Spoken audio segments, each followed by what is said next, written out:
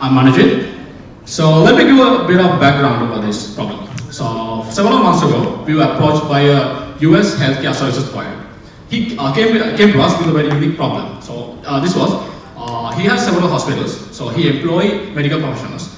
In employing these people, his HR get a massive task, that is for each person, they have to verify tons of documents. Let's say the degree certificate. So the employee needs that degree certificate, but this should be verified by calling to the particular university and getting the verification for the authenticity of the document. So now this seems really trivial, right? But scale it up to 30 documents per user and then 1,000 medical professionals, this becomes pretty hectic. So we crunched the numbers and we found out that at least 16 documents need to be verified per medical professional in US, and each document verification costs at least on average $100 US.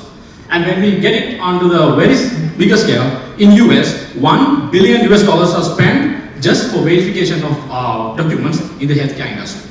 So we were wondering why.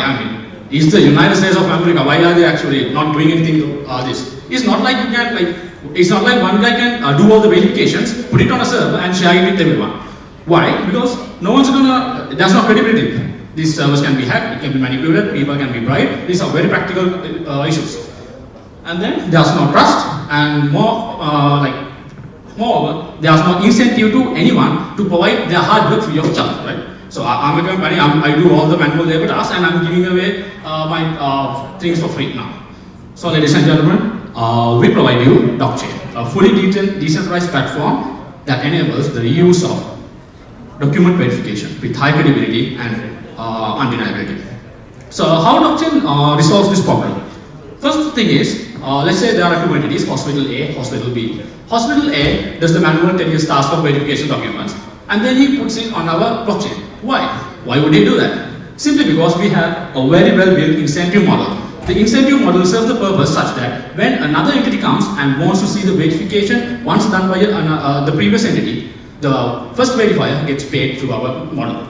And thirdly, this is very transparent. This does not have a central authority. This is based entirely on the peer trust. So peers give a trust score to each other, and based on that only, we trust these verifications. So this is fully decentralized, and no one can deny any transaction that happens on this network. So it's quite natural, right? So there is a blockchain application. So for us, blockchain is not something we put instead of MySQL. No. For us, blockchain is not about technical feasibility, but more about the operational feasibility. Do we really need blockchain here? That's the first question we asked. So we did our research and we identified three stakeholders in this network: the employer, the employee, and the verifier. So these three entities have to interact in our blockchain, but they have to have incentives as well. So we figure out the incentive model, we figure out the protocol. This is outlined in our white paper. So we figure out these things, and then we finally came down to the interfacing. So blockchain is a complex business. We need to interface it out to make it really simplified so all these medical professionals can use it. So for the task of demoing, we are going to go with some of the screenshots. We really don't have much time for most of the demoing purposes. So you can see these are very basic interfaces. This actually hides most of the blockchain implementation details, wallet details, everything is in. So let's come, so this is our technology stack. We have blockchain on Ethereum, and then we have IPFS, which stands for Interplanetary File System, because everything, even the documents in our system are distributed, fully distributed, nothing is centralized. And not JSON pages, of course. And then we have the SMS API. This is quite vital because sometimes we need the consent of the employee. For this consent taking, we use the SMS API. So how are you going to make money out of this? That's the big problem, right? So we are going to have an initial coin release where we will be releasing 90,000 tokens, each valued at $10 US. Along with that, we will be having 1% transaction for each transaction happening in our network.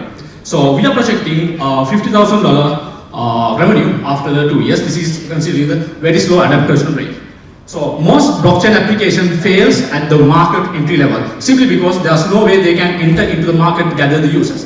But for us, luckily, there's a clear-cut way. We already have a healthcare provider who's really willing to such a solution comes up. So he's willing to integrate into our platform. And then the employees are, of course, willing because they need the jobs, right? They are willing to enter our platform. And then we have adaptation and expansion, which will be slow processes, we know, because expanding into other markets, unlike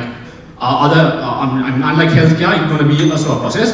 but with ICO we are going to find the required funds. Thanks a lot.